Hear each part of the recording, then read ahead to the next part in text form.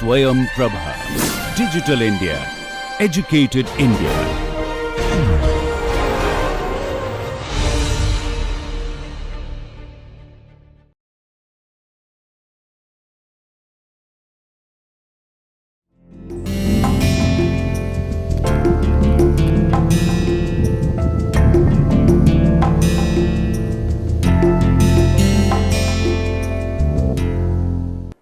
Hello friends, so introduction to R software के इस course में आपका फिर से एक बार स्वागत है।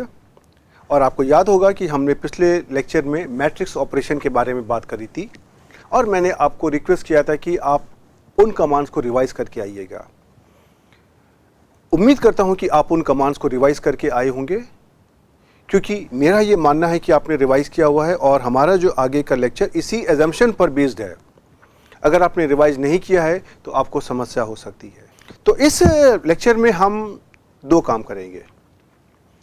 एक तो हम अपने कुछ मैट्रिक्स ऑपरेशंस के कुछ और ऑपरेशंस हैं उनके बारे में बात करेंगे, और दूसरा हम अगर हमारे डेटा में कोई मिसिंग डेटा होता है हम उसके बारे में बात करेंगे। तो ये हमारा ऑब्जेक्टिव है इस लेक्चर में, इन दो टॉपिक्स को कवर करने का। ठीक है, चलिए अब हम इस लेक्चर का आरंभ करते हैं। तो सबसे पहले तो आपको अगर इस लेक्चर की स्लाइड्स अगर डाउनलोड करनी है तो आप हमारी होम पेज पे चले जाइएगा। हमारे होम पेज का एड्रेस है home.iitk.ac.in/SHALAB/SP। SP का मतलब है स्वयं प्रभा। और अगर यहाँ से भी कुछ आपको दिक्कत हो रही है तो आप इस QR कोड को आप अपने सेल फोन में, आपके पास जो भी कोई फ्री का पैकेज अवेलेबल है आप उसको इंस्टॉल करके आप उसे स्कैन करेंगे तो ये QR कोड के थ्रू भी आप डायरेक्टली आप इस एड्रेस पर आ सकते हो। और अगर यहाँ भी कोई आपको समस्या आती है तो आप कोई भी इंटरनेट के सर्च इंजन पे चले जाइए, वहाँ पर आप हमारा नाम ऐड कर लीजिए, टाइप कर लीजिए और उसके आगे टाइप कर लीजिए IIT कानपुर, और उसमें से आपको हमारा होम पेज मिल जाएगा और वहाँ से आप स्वयं प्रभा के लिंक पर आकर के आप इस स्लाइड को PDF फॉर्मेट में डाउनलोड कर सकते हैं। ओके, सबसे पहले हम इस लेक्चर में ट्रांसपोज ऑफ अ मैट्रिक्स की बात करते हैं। मैट्रिक्स का ट्रांसपोज ऑफ मैट्रिक्स क्या होता है कि अगर हम कहें कोई मैट्रिक्स हमारी है सपोज 1 2 3 4 5 6, अर्थात जहाँ पर पहली रो में है 1 2 3 और दूसरी रो में है 4 5 6, तो इस मैट्रिक्स का ऑर्डर क्या है हमारा 2/3 का, 2 रोज और 3 कॉलम। इसका अगर हम ट्रांसपोज डिफाइन करने की कोशिश करते हैं, ट्रांसपोज ऑफ एक्स, यूजुअली इसको हम जो मैट्रिक्स लैंग्वेज की भाषा में इसके ऊपर हम एक प्राइम लगा देते हैं। इसको हम ऐसे डिफाइन करते हैं, एक्स प्राइम। और इसमें क्या होता है, हमारे रोज और कॉलम इंटरचेंज हो जाते हैं। अर्थात आप अगर ध्यान दीजिए यहाँ पे देखिए, ये 1 2 3 क्या है, ये आपकी पहली रो है, ये आपका यहाँ पे पहला कॉलम बन जाएगा 1 2 3, और जो आपका सेकंड रो है 4 5 6 वो आपका सेकंड कॉलम बन जाएगा। और इस मैट्रिक्स का जो ऑर्डर होगा 3/2 हो जाएगा। अर्थात नंबर ऑफ रोज और नंबर ऑफ कॉलम्स हमारे इंटरचेंज हो जाएंगे, आपस में बदल जाएंगे। तो इस तरीके के हमारे मैट्रिक्स में बहुत ही कॉमन ऑपरेशंस होते हैं, और इस तरीके के ऑपरेशन को अगर आपको अपने इस R कंसोल में करना है, उसको कैसे किया जाए हम उसके बारे में बात करेंगे। तो हम उसके लिए एक उदाहरण लेते हैं। सबसे पहले हम एक काम करते हैं, हम एक मैट्रिक्स तैयार कर लेते हैं, और मैट्रिक्स में हमने एक 4/2 की मैट्रिक्स ले लिए और उसमें R कमांड का इस्तेमाल किया है।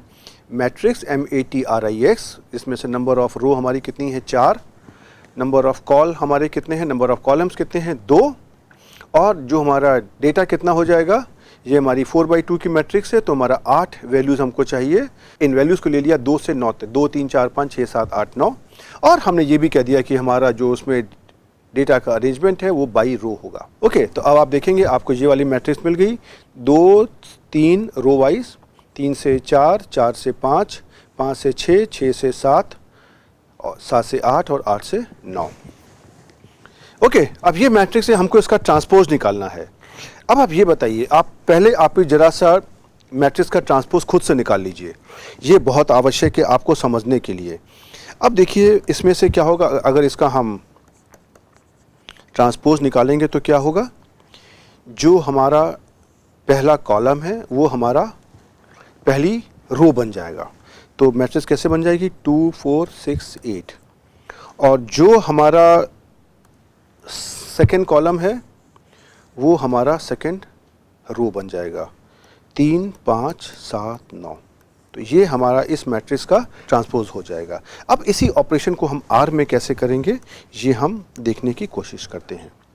तो ट्रांसपोज निकालने के लिए हमारा कमांड होता है टी, और हम क्या करते हैं, टी लिख करके पैरेंथेसिस में उस मैट्रिक्स का नाम दे देते हैं जिसका हम ट्रांसपोज निकालना चाहते हैं। तो आप अगर ध्यान दीजिए, मैंने अपनी मैट्रिक्स का नाम दिया था x, तो मैंने इसमें से tx कर दिया और इसको मैंने एक नाम दे दिया xt, सो दैट कि हम इसको आगे हम इस्तेमाल कर सकते हैं। ओके, तो ये देखिए ये आपकी मैट्रिक्स ये बन के आ गई। जो आपका देखिए इस वाले में पहला आपका कॉलम था 2 4 6 8, देखिए ये आपका यहाँ पर पहली रो हो गया 2 4 6 8, और जो आपका यहाँ पे इस मैट्रिक्स में सेकंड कॉलम था वो आपका सेकंड रो हो गया। ओके राइट, तो आपने देखा कि ट्रांसपोज निकालना बहुत ही आसान है। अब इस ऑपरेशन को ज़रा सा हम अपने आर कंसोल पर भी करने की कोशिश करते हैं। तो देखिए ये हमारी मैट्रिक्स हो गई x, और इसका अगर मुझको ट्रांसपोज निकालना है तो हमने क्या कमांड दिया है, t ऑफ x। ओके, हम इसको एक नाम दे देते हैं सो दैट कि हमको आगे अगर हम इसको कभी कॉल करना चाहें तो हमको कोई दिक्कत ना हो, हम इसको आगे कॉल करेंगे भी। तो देखिए मैंने xt के अंदर मैंने इस मैट्रिक्स का ट्रांसपोज स्टोर कर दिया है। ओके, ये तो बहुत ही आसान ऑपरेशन था। अब हम बात करते हैं मैट्रिक्स के मल्टीप्लिकेशन की। तो पहली बात तो आपको ये कुछ जो मैट्रिक्स के बेसिक ऑपरेशंस होते हैं मल्टीप्लिकेशन के, ये मालूम होना चाहिए, और मैं आपसे उम्मीद करता हूँ कि ये आपको मालूम होगा। लेकिन मैं आपको फिर भी यहाँ पे कुछ एक क्विक रिवीजन के लिए मैं आपको दिखा देता हूँ कि अगर मेरे पास कोई एक मैट्रिक्स है, सपोज 1 2 3 4 5 6 7 8 9, और इस मैट्रिक्स में अगर हम कोई भी स्केलर से अगर हम मल्टीप्लाई करते हैं, तो स्केलर से मल्टीप्लाई करने में क्या होगा, अगर हम मान लीजिए 2 से मल्टीप्लाई करते हैं तो मल्टीप्लिकेशन का साइन हमारा क्या होगा, स्टार। अगर हम स्टार से को यूज़ करें, इसका मतलब है कि हम यहाँ पे इस मैट्रिक्स को एक स्केलर से मल्टीप्लाई कर रहे हैं। ओके, मैट्रिक्स से मैट्रिक्स का हमारा कमांड कुछ और होगा।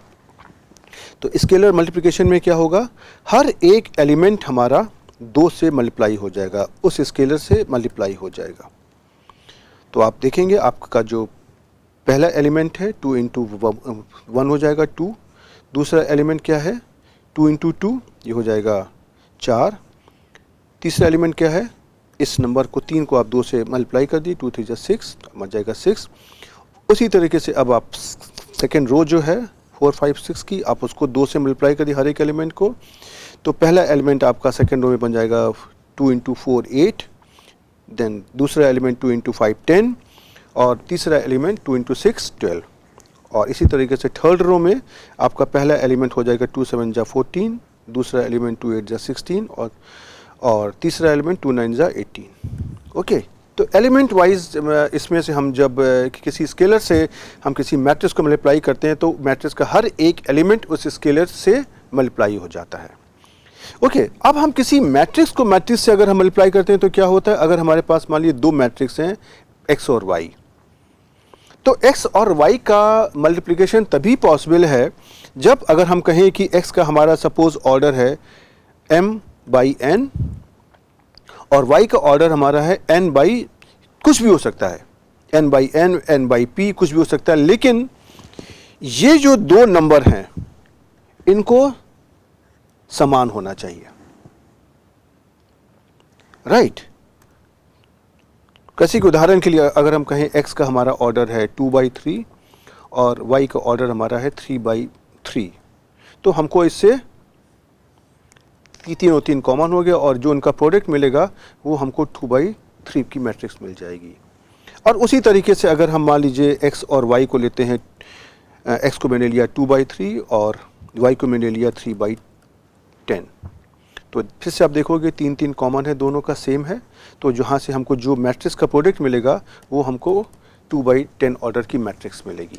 तो ये हमारे मैट्रिक्स मल्टीप्लिकेशन के सिंपल रूल होते हैं जिनका हम यहाँ पर इस्तेमाल करेंगे। और जब भी हम कभी मैट्रिक्स मल्टीप्लिकेशन की बात करेंगे तो ये बात अपने आप से इम्प्लाइड होगी, अपने आप में निहित होगी कि मैट्रिक्स का मल्टीप्लिकेशन तभी हो रहा है जब हमारे मैट्रिक थ्योरी के सारे नियमों का पालन हो चुका है।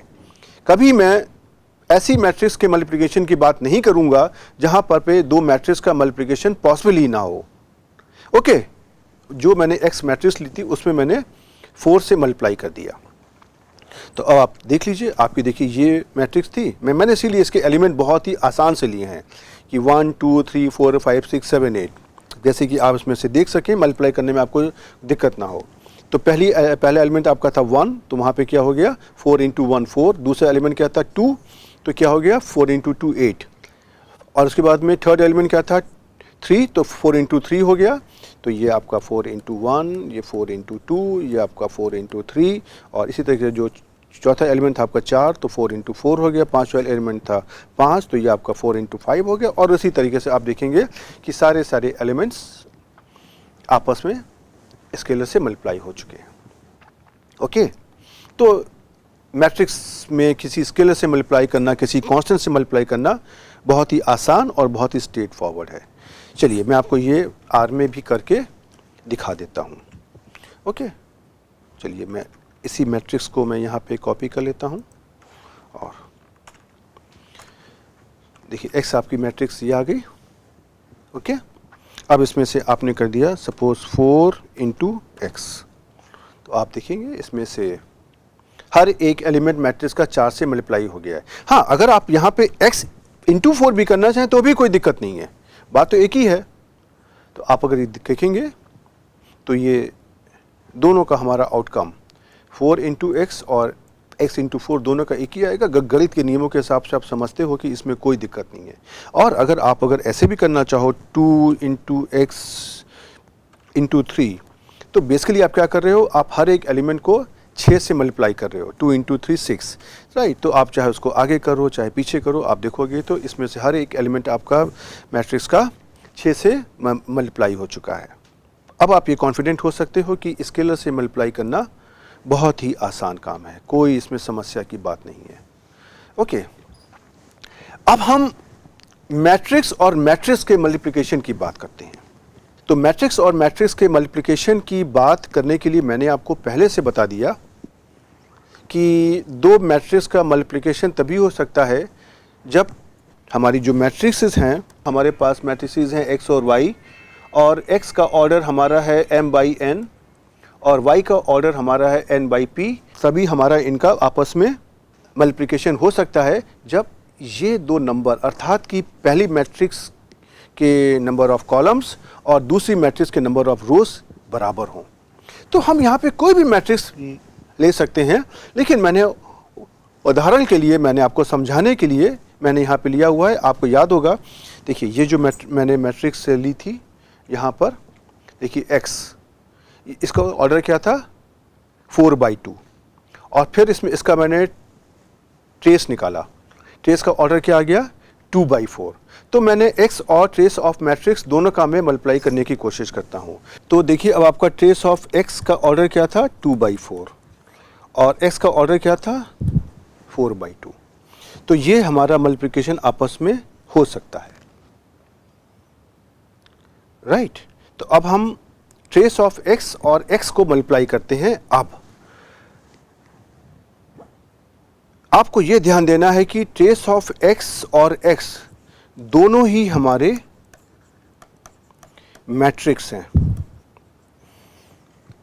ट्रेस ऑफ x भी मैट्रिक्स है और x भी मैट्रिक्स है। तो अभी जो मैंने पहले किया था वहाँ पे एक स्केलर था और एक मैट्रिक्स था, तो स्केलर और मैट्रिक्स को मल्टीप्लाई करने के लिए हमारा कमांड होता है स्टार। लेकिन जब हम दो मैट्रिक्स को मल्टीप्लाई करेंगे देन हमारा कमांड होता है परसेंटेज स्टार परसेंटेज। मतलब स्टार के हम आगे पीछे परसेंटेज का साइन लगा देते हैं और ये हमारा दिखाता है कि ये मल्टीप्लिकेशन हमारा मैट्रिक्स मल्टीप्लिकेशन है, राइट।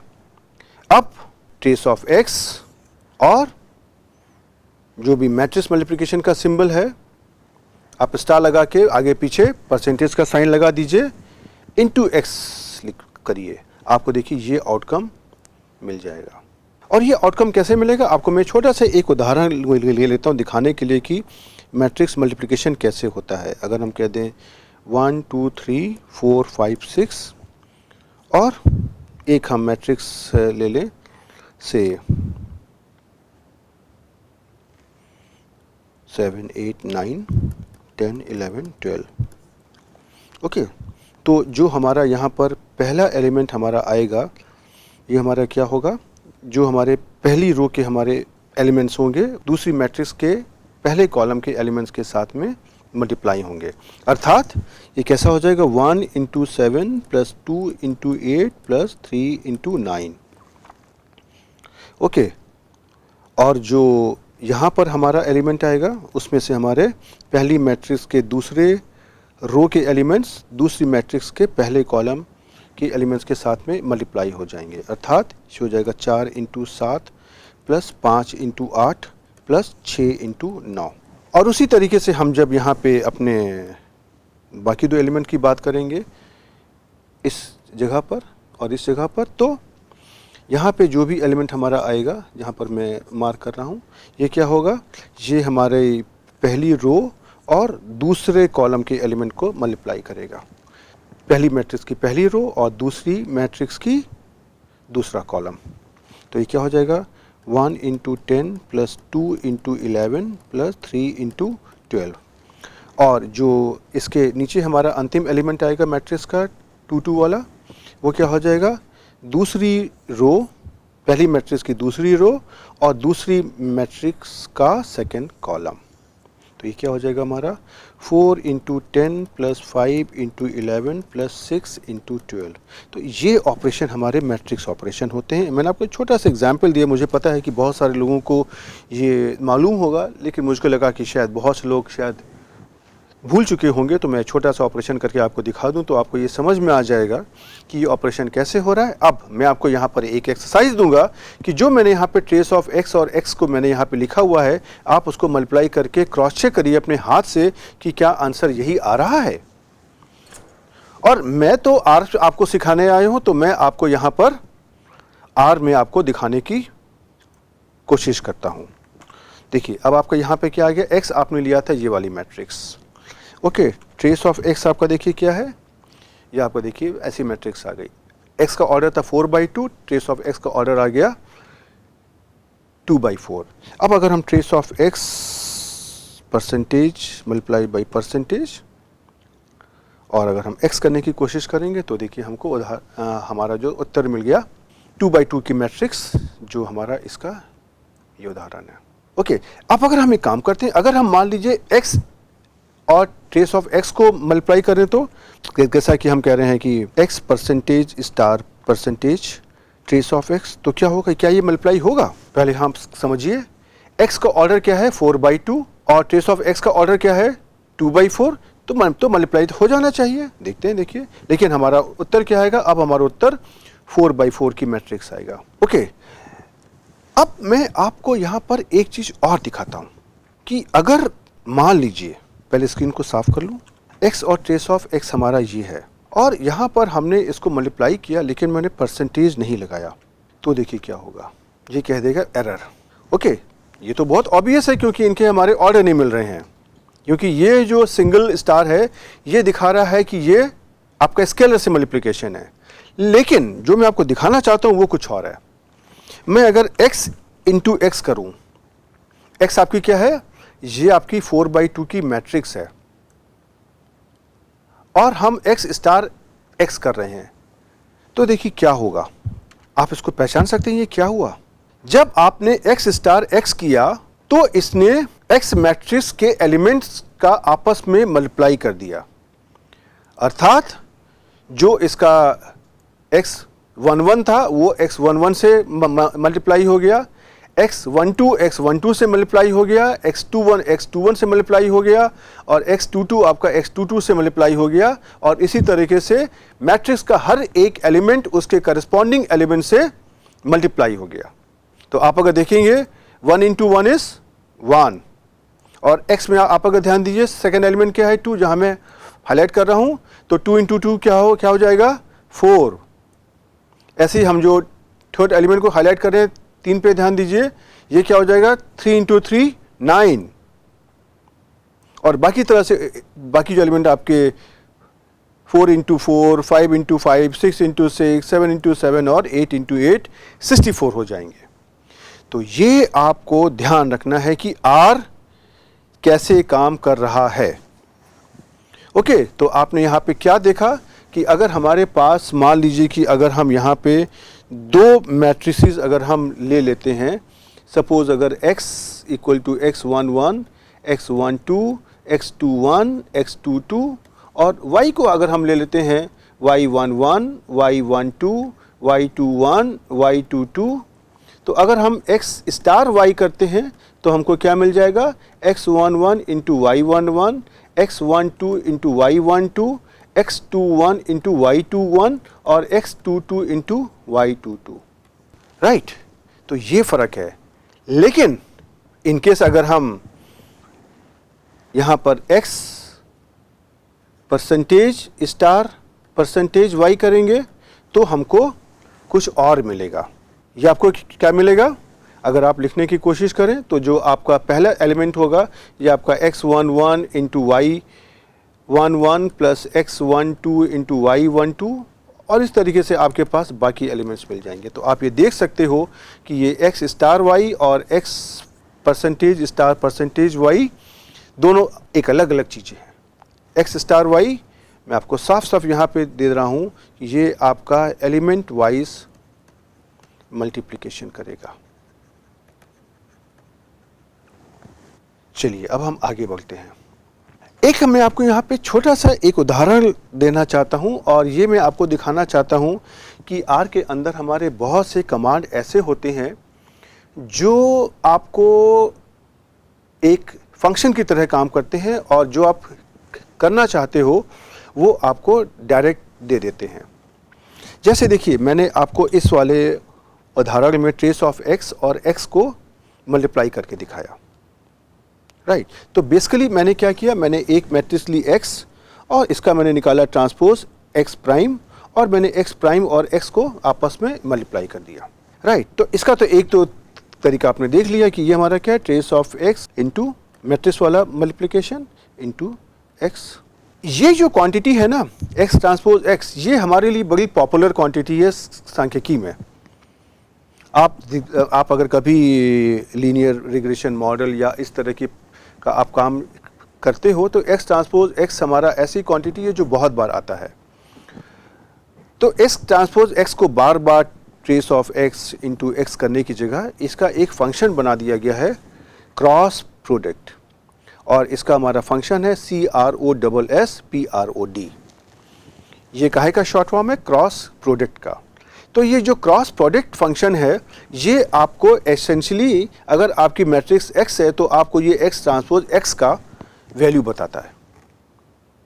तो अगर हम यहाँ से कर देंगे क्रॉस प्रोडक्ट x तो आपको जो कमांड आपने पहले इस्तेमाल किया है ट्रेस ऑफ x और x को मल्टीप्लाई करने का, यही कमांड आपको यहाँ पर मिल जाएगा। देखिए मैंने आपको यहाँ पे दिखाने की कोशिश करी है, पहले आप यहाँ से देख लीजिए। जब हम क्रॉस प्रोडक्ट का कमांड लाएंगे तो हमको ये कमांड मिलेगा। ओके, अब आप देखिए ज़रा अपने पहले वाले में जहाँ पर आपने trace of x into x किया था मैट्रिक्स मल्टीप्लिकेशन के साथ में, यही आंसर उत्तर तो मिल रहा था आपको 84, 100, 100, 120।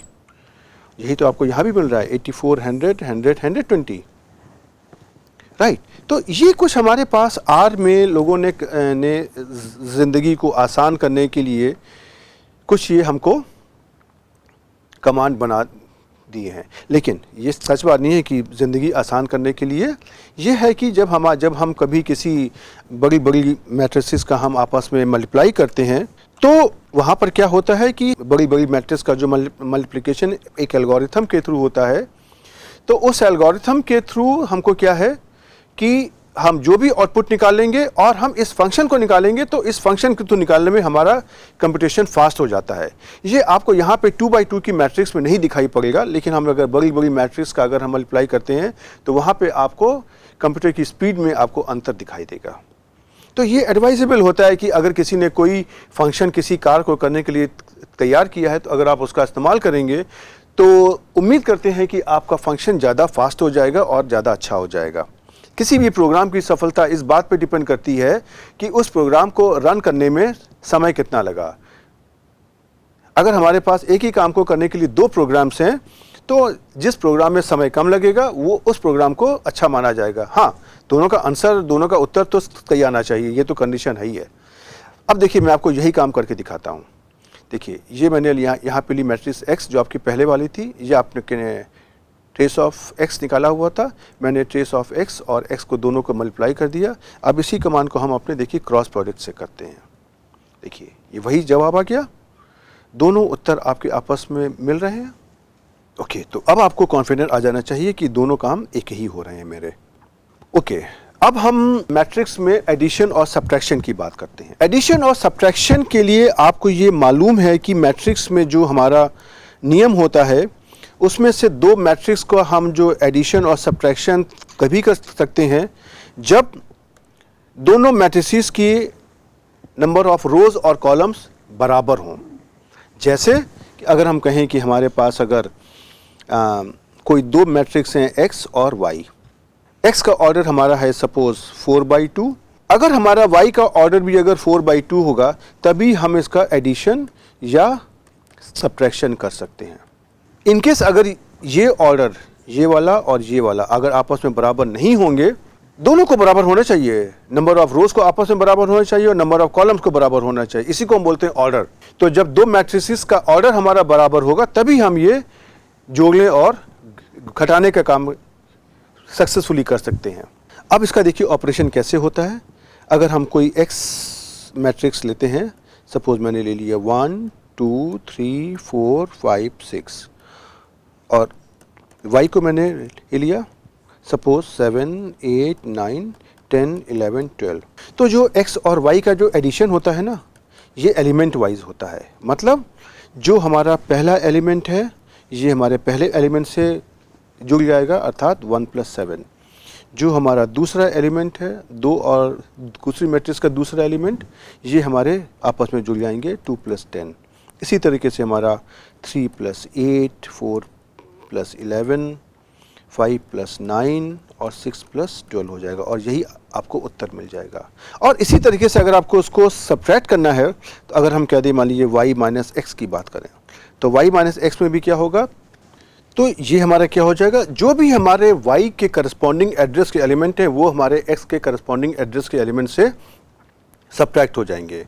मतलब अगर हम कहें कि हमारा पहला एलिमेंट y का क्या है 7 और x का पहला एलिमेंट क्या था 1 1 1, तो जो हमारा पहला एलिमेंट आएगा 1 1 पे 7 - 1 हो जाएगा। उसी तरीके से आप अगर ध्यान दीजिए कि दूसरा एलिमेंट क्या है 10 और दूसरा एलिमेंट यहाँ पे x में क्या है 2, तो ये 10 - 2 हो जाएगा। तीसरा एलिमेंट आपका क्या है 8 - 3 8 - 3 और चौथा एलिमेंट 11 - 4 11 - 4 और उसी तरह से आपका पांचवा 9 - 5 और 12 - 6 हो जाएगा। तो आपको y - x का भी ऑपरेशन आराम से मिल जाएगा। यही काम हम यहाँ पे आपको करके दिखाएंगे। तो हम अपने एक मैट्रिक्स तैयार करते हैं 4/2 की, जहाँ पे हमने वैल्यूज़ को लिया हुआ है 1 से 8 तक की, 1 2 3 4 5 6 7 8। तो देखिए ये आपका, और by rows equal to true, मतलब कि जो हमारी वैल्यूज़ हैं 1 से 8 तक की ये हमारी रो वाइज अरेंज होंगी। तो आपको देखिए ये मैट्रिक्स मिल जाएगी 1 से 2 2 से 3 3 से 4 4 से 5 6 7 एंड 8। ओके, इस डायरेक्शन में आपको ये वैल्यूज़ मिल जाएंगी। अब आपको ये समझ में आ जाएगा बहुत आसानी से। अब हम एक और मैट्रिक्स तैयार कर लेते हैं जिसमें कोई मुझे ऑर्डर का गड़बड़ नहीं होना चाहिए। तो मैंने क्या किया, इसी मैट्रिक्स x को मैंने 5 से मल्टीप्लाई कर दिया। तो मुझे पता है कि आप स्केलर से मल्टीप्लाई कर रहे हो तो आपके ऑर्डर में कोई फ़र्क नहीं आएगा। ओके, तो मैंने उसी x मैट्रिक्स को 5 से मल्टीप्लाई करके मैंने ये वाला आउटपुट निकाल लिया। अब आपको पता है कि जब हम x को 5 से मल्टीप्लाई करेंगे तो उसके हर एक एलिमेंट को 5 से मल्टीप्लाई करना पड़ेगा। ओके, अब हमारे पास दो मैट्रिक्स आ गई, x और 5 इंटू एक्स। अब हम दोनों का एडिशन करते हैं। तो खास बात क्या है, x का ऑर्डर क्या है हमारा 4/2 और 5x का ऑर्डर क्या है 4/2। तो दोनों हमारे एलिमेंट आपस में ऐड हो सकते हैं। और आप ये देखोगे कि जब आपको एडिशन करना अगर है मैट्रिक्स का, अगर तो मैट्रिक्स का एडिशन के लिए हमारा सिंबल वही है प्लस साइन जो हमारा पहले होता था। कहने का मेरा मतलब ये है कि एडिशन और सब्ट्रैक्शन का साइन हमारा पहले वाला ही है, खाली जो मल्टीप्लिकेशन का साइन मैट्रिक्स में बदल गया है। जो साइन मैंने एडिशन और सब्ट्रैक्शन के लिए स्केलर वर्सेस स्केलर और data vector versus data vector या स्केलर वर्सेस डेटा वेक्टर के लिए लिया था, वही यहाँ भी मैट्रिक्स में भी कंटिन्यू करेगा। लेकिन मैट्रिक्स मल्टीप्लिकेशन का हमारा कमांड एक अलग हो जाएगा, और अगर हम सिंपल मल्टीप्लिकेशन का से स्टार का इस्तेमाल करेंगे तो वो हमको एलिमेंट वाइज मल्टीप्लिकेशन देगा। अब आप देखिए यहाँ पे इसने आपको एलिमेंट वाइज ऐड करके ये आउटकम पकड़ा दिया है। ओके, उसी तरीके से अगर हम मान लीजिए सब्ट्रैक्शन की बात करें, तो मैंने यहाँ पे क्या किया, मैंने 5 इंटू एक्स में से x को सब्ट्रैक्ट कर दिया। तो सब्ट्रैक्शन के लिए भी हमारा कमांड माइनस साइन ही है। ओके, तो आपको देखिए ये आउटकम मिल जाएगा। अब हम जरा सा इसी कमांड को आपको पहले हम R में करके दिखा दें। देखिए ये हमने ले लिया मैट्रिक्स अपनी x, और इसी में मैंने कर दिया 5 इंटू एक्स। ओके, अब आप जरा x प्लस 5 इंटू एक्स करते हैं तो देखिए क्या आ जाएगा। देखिए ये जो था 1, ये आपका 5 में एलिमेंट में ऐड हो गया, 6 हो गया। ये जो एलिमेंट था 2, ये अगली मैट्रिक्स के उसी एड्रेस पर जो एलिमेंट है उसमें ऐड हो गया, 2 + 10 12। और उसी तरीके से आप अगर देखोगे कि x मैट्रिक्स में जो भी हमारे एलिमेंट हैं उनका जो भी एड्रेस है और जो भी हमारी अगली मैट्रिक्स के जो भी हमारे एलिमेंट्स हैं, सेम एड्रेस के एलिमेंट्स का आपस में योग हो जाएगा। ओके, तो बहुत कठिन तो नहीं है ये। ओके, इसी तरीके से अगर हम मान लीजिए अगर हम यहाँ पे सब्ट्रैक्ट करने की बात करते हैं तो हमको क्या करना होगा, माइनस साइन करना होगा। अब हम यहाँ पे आपको दोनों करके दिखाएंगे, x माइनस 5 स्टार x और 5 स्टार x माइनस x। देखिए क्या होता है, इसमें भी आप अगर ध्यान दें तो x में आपका देखिए जो भी मैट्रिक्स ये आपकी थी x, ये थी आपकी 5 इंटू एक्स। तो जो भी इसके करस्पॉन्डिंग एड्रेस के जो भी नंबर थे वो आपस में सब्ट्रैक्ट हो गए। जैसे पहला आपका x 1 था 1, और 5 इंटू एक्स में जो आपका पहला एलिमेंट था 1 1 एड्रेस पे, ये क्या था 5। तो 1 माइनस 5 कितना हो गया, -4। और उसी तरीके से दोनों मैट्रिसेस के जो करस्पॉन्डिंग एड्रेसेस के एलिमेंट्स थे उनकी जो वैल्यूज थी वो आपस में सब्ट्रैक्ट हो गई।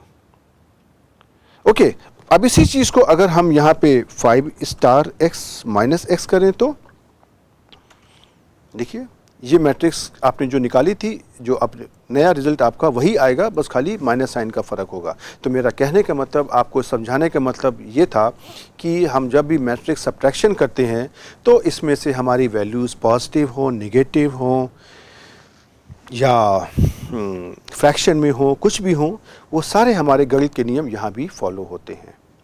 और इसके अंदर हमारा जो भी बॉडमास का रूल है ये भी हमारा फॉलो होता है। और डेफिनेटली हम जब बॉडमास के रूल की बात करेंगे तो हमको जो भी मैट्रिक्स में एडिशन, सब्ट्रैक्शन, मल्टीप्लिकेशन के नियम है उनका मुझको ध्यान रखना पड़ेगा। अब हम चौथी बात करते हैं डिवीज़न की। अब मैट्रिक्स में डिवीज़न तो कुछ होता नहीं है, राइट। उसकी जगह हमारे पास होता है इन्वर्स ऑफ अ मैट्रिक्स। अगर हम किसी मैट्रिक्स का इन्वर्स निकालना चाहते हैं तो हम उसको निकालते हैं। अगर हमारी कोई मैट्रिक्स होती है x तो इसका हम इन्वर्स को हम ऐसे डिनोट करते हैं x और सुपरस्क्रिप्ट में लिख देते हैं -1, राइट। अब यहाँ पर देखिए बहुत सिंपल सी बात है कि जब हम किसी भी मैट्रिक्स का इन्वर्स हम निकालते हैं तो इन्वर्स निकालने के लिए इनके अपने नियम होते हैं। जैसे कि आपकी जो मैट्रिक्स एक्स है वो आपकी नॉन सिंगुलर होनी चाहिए, राइट। नॉन सिंगुलर का क्या मतलब होता है कि अगर आपने कोई मैट्रिक्स ली है एक्स, इसका आपने डिटर्मिनेंट निकालने की कोशिश करी, ये एब्सोल्यूट वैल्यू नहीं है, ये डिटर्मिनेंट ऑफ एक्स, ये जो इसकी वैल्यू है, this should not be equal to 0। और इसी कंडीशन को हम अलग अलग तरीके से कॉलम रैंक, रो रैंक, उसके बारे में बात करते हैं। लेकिन एनीवे हम यहाँ पर इतना विस्तार में इन्वर्स ऑफ मैट्रिक्स की बात नहीं करने वाले हैं। मेरा ऑब्जेक्टिव है कि मैं आपको ये बताऊं कि किसी मैट्रिक्स का इन्वर्स कैसे निकाला जाएगा।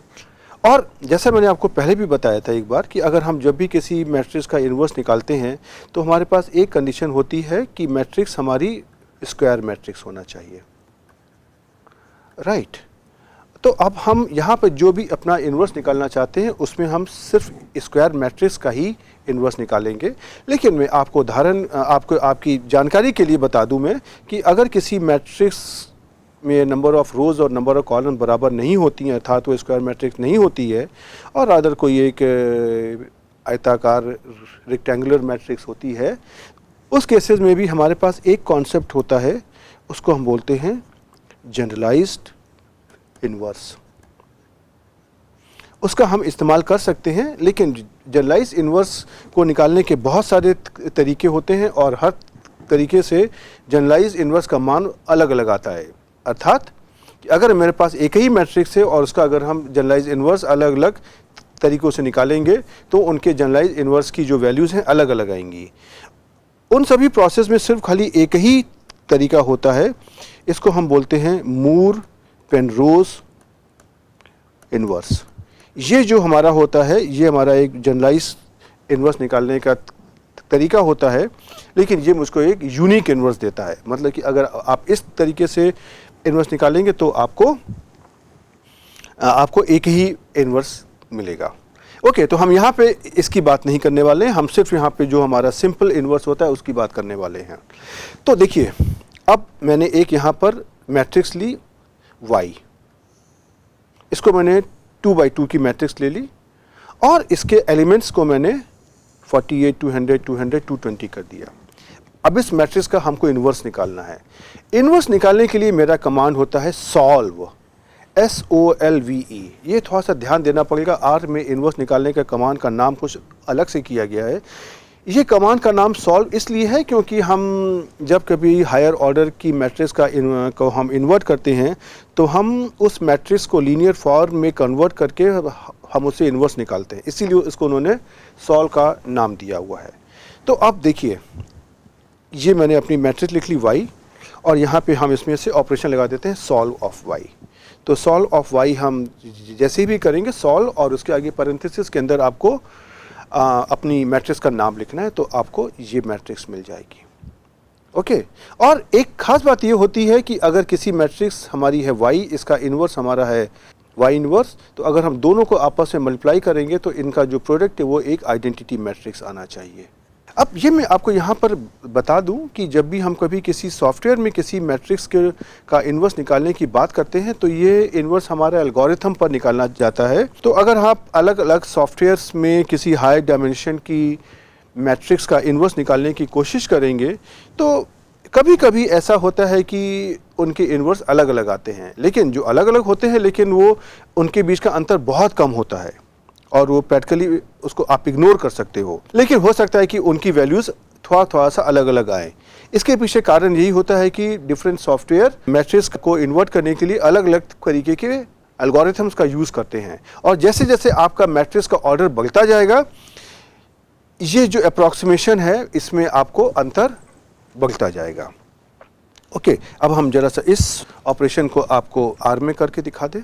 तो चलिए हम अपनी इस मैट्रिक्स को यहाँ पे लिख लेते हैं y। देखिए y आपकी क्या आ गई, ये वाली मैट्रिक्स, और मैंने यहाँ पे लिखा लिया सॉल्व y,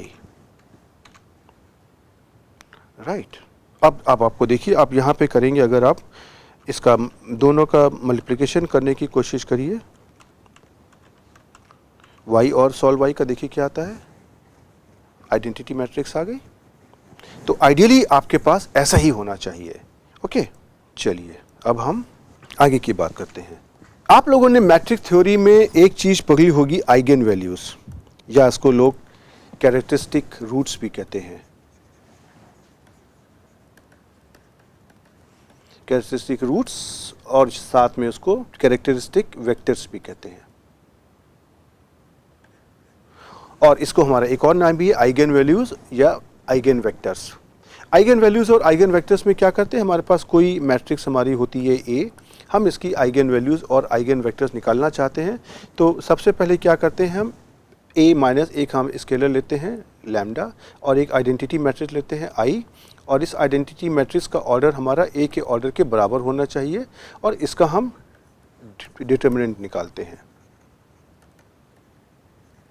और इसको हम 0 के बराबर रख देंगे और इस इक्वेशन को हम सॉल्व कर लेंगे और यहाँ से मुझको लैम्डा की वैल्यूज़ मिल जाती हैं।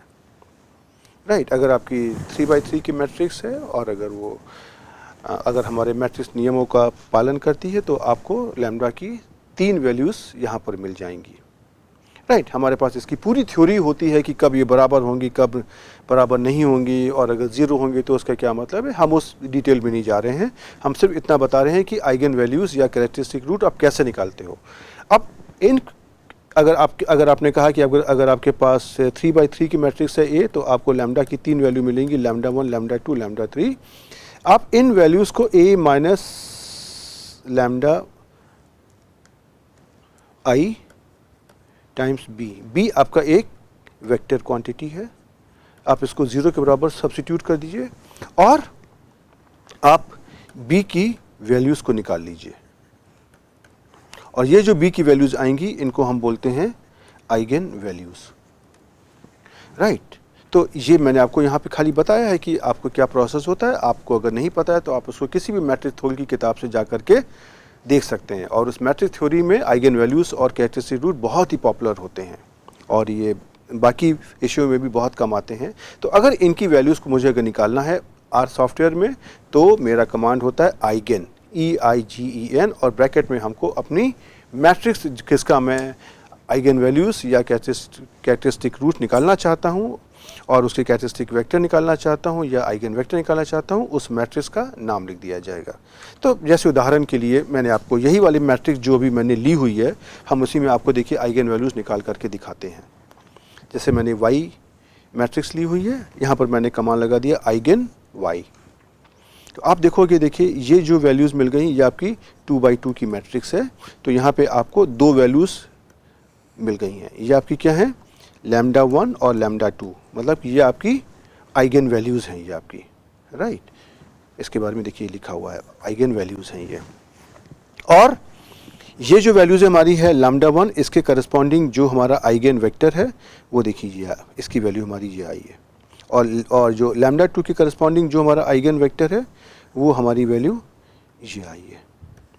ओके, तो आपने देखा ना कि आइगन वैल्यूज़ और आइगन वेक्टर निकालना बहुत ही आसान काम है। ओके, हम इसी काम को ज़रा सा आपको पहले आर में करके दिखा कहते हैं, जो बहुत ही आसान है। तो आप देख सकते हैं, देखिए यहाँ पे वाई आपने लिया था, ये आपने इसकी आइगन वैल्यू निकाली वाई, देखिए ये आउटकम मिल जाएगा आपको। राइट, उसी तरीके से आप अगर कोई और मैट्रिक्स लेंगे तो भी आप उसका आइगन वैल्यू बहुत आसानी से निकाल सकते हैं। अब हम अपने एक और कॉन्सेप्ट की बात करते हैं, मिसिंग डेटा। और ये मिसिंग डेटा क्या होता है, आज इस लेक्चर में हम इस कॉन्सेप्ट को समझने की कोशिश करते हैं और अगले लेक्चर में हम इसको के ऊपर और डिटेल देखेंगे कि हम इसको आर में कैसे हैंडल कर सकते हैं। और मैंने इसीलिए इस टॉपिक को आज मैं कंसीडर कर रहा हूँ सो दैट कि आप इसको अपने दिमाग में बैठा सकें और अगले लेक्चर में हम इसके बारे में डिटेल में बात करेंगे। अगर आप एक कुछ ऐसी सिचुएशन लीजिए जहाँ पर मैंने कोई एक मेडिसिन के ऊपर मुझे कोई एक्सपेरिमेंट करना है। अब उसमें उस मेडिसिन का एक्सपेरिमेंट करने के लिए मैंने सपोज 50 लोगों को अपने क्लिनिक में कॉल किया।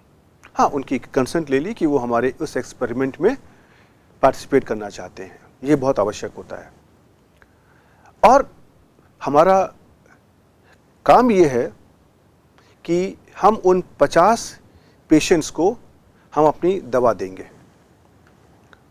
और दवा देने के बाद अगले दिन हम उनको अपनी क्लिनिक में कॉल करेंगे और उनका हम ब्लड प्रेशर नापेंगे। और ये काम हम 1 हफ्ते तक 7 दिनों तक रोज करेंगे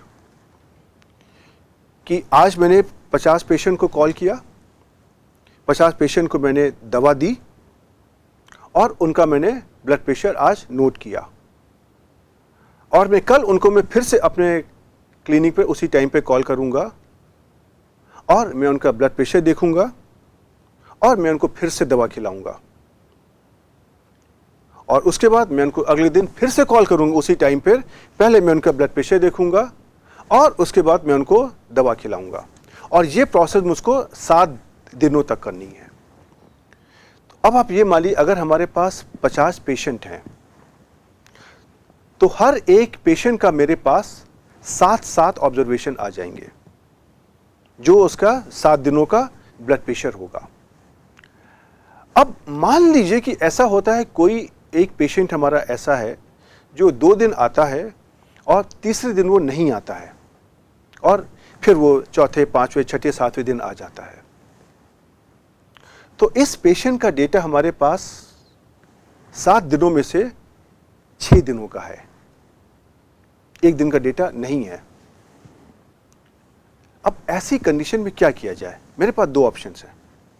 एक तो ये है कि हम उस पेशेंट का डेटा पूरा हटा दें और जो हमारे 50 की जगह 49 पेशेंट से हम उनका डेटा खाली लें। और दूसरा ऑप्शन ये है कि हम उस पेशेंट का जो भी 6 वैल्यूज अवेलेबल हैं उसको ही इस्तेमाल कर लें और जो एक वैल्यू मिसिंग है उसको इग्नोर कर दें। अब यहां पर जब हम सांख्यिकी की बात करते हैं तो हमारे स्टैटिस्टिक्स में कुछ हमारे पास मेथोडोलॉजीज होती हैं जिसके थ्रू हम जो वैल्यूज हमारी मिसिंग हैं उसको हम बाकी 6 दिनों के का जो डेटा अवेलेबल है उनका उपयोग करते हुए एस्टिमेट कर सकते हैं और उसको वहां पर रख सकते हैं कि अगर ये पेशेंट हमारा आया होता तो शायद इसकी वैल्यू कुछ ऐसी होती और हम अपने डेटा को हम कंप्लीट करके हम अपनी पूरी एनालिसिस कर सकते हैं और इस टेक्निक को बोलते हैं हम इम्प्यूटेशन। लेकिन मैं यहाँ पर इम्प्यूटेशन और मिसिंग डेटा मॉडल्स की बात नहीं कर रहा हूँ। मैं तो यहाँ पे कर रहा हूँ कि अगर आपके डेटा में वो वैल्यू मिसिंग है तो उसको हम कैसे हैंडल करें। और ये तो हमारे पास जो भी हम अगर अपना डेटा इकट्ठा करते हैं उसमें से बहुत ही कॉमन होता है। कोई हमारा सर्वेयर होता है जो कहीं पे सर्वे करने जाता है और कुछ समय के बाद उसको बताया गया कि आप सपोज आपको किसी कॉलोनी में हाउस नंबर 2, 4, 6 और 8 में जाना है। वो 2, 4 में तो गया लेकिन 6 में वो जब जाता है तो वहाँ पे वो आदमी है ही नहीं, वो इंसान है ही नहीं, उसके घर में ताला बंद है, तो वो तो वहाँ का डेटा नहीं ले पाएगा। तो अब ऐसी सूरत में क्या किया जाए? जो हमारा सर्वे है वो तो नहीं कंप्लीट हुआ, तो उस सूरत में हम एक काम कर सकते हैं, हम उस डेटा को जो मेरा नहीं रिकॉर्ड हुआ है हम उसको दिखा सकते हैं मिसिंग मतलब कि ये डेटा मेरे पास नहीं है। और फिर हम जो भी हमारे बाकी हमारे डेटा सेट हैं हम उनका इस्तेमाल करते हुए हम अपने बाकी डेटा को कंप्लीट कर सकते हैं। तो ये हमारा होता है मिसिंग डेटा। लेकिन उसके साथ में हमारे पास कुछ और भी कॉन्सेप्ट्स होते हैं जो उसके साथ में एसोसिएटेड होते हैं। तो हमारा यहाँ पे ऑब्जेक्टिव पता क्या है? मेरा ऑब्जेक्टिव ये बिल्कुल भी नहीं है कि हमारे पास जो अवेलेबल डेटा है हम उसको इग्नोर करें। मेरा ऑब्जेक्टिव है कि जो मेरे पास अवेलेबल डेटा है हम उसको समहाउ इस्तेमाल करें। अब जो इंसान सर्वे करने गया है उसको तो मिसिंग डेटा मिल गया, लेकिन उस मिसिंग डेटा को जब हम आर में डालने की कोशिश करेंगे तो उसको आर कैसे पहचानेगा, एक तो ये सवाल आता है। इनकेस अगर वो वहां पे कुछ भी नहीं लिखेगा तो उसको आर ब्लैंक स्पेस मान लेगा, तो उससे क्या गलत हो जाएगा कि जो हम कह रहे हैं कि हमारे पेशेंट का तीसरे दिन का डेटा मिसिंग है, और अगर मैंने वहाँ पे ब्लैंक स्पेस डाल दी, मैंने कोई वैल्यू नहीं लिखी, तो वो चौथे दिन के डेटा को हमारा आर सॉफ्टवेयर तीसरे दिन का डेटा मान लेगा और पांचवें दिन के डेटा को चौथे दिन का डेटा मान लेगा। उससे तो मेरा सारा कैलकुलेशन गलत हो जाएगा। तो मुझे आर को ये बताना पड़ता है कि यहाँ पे तीसरे दिन का डेटा नहीं है, तीसरे दिन का डेटा मिसिंग है। अब बहुत सारे सवाल आते हैं कि आर को हम ये कैसे बताएं कि यहाँ पे कोई वैल्यू मिसिंग है। आर तो खाली हमारे आदेशों का पालन करता है, और अगर हमारे किसी डेटा सेट में कोई वैल्यू मिसिंग है तो उसको हम कैसे हैंडल करें। हमारे बहुत से कमांड होते हैं, आपने बहुत से फंक्शंस पढ़े हैं अभी तक, सम, प्रोडक्ट, स्क्वायर रूट, इस तरह के बहुत सारे कमांड पढ़े हैं। उन फंक्शंस को हम कैसे हैंडल करें।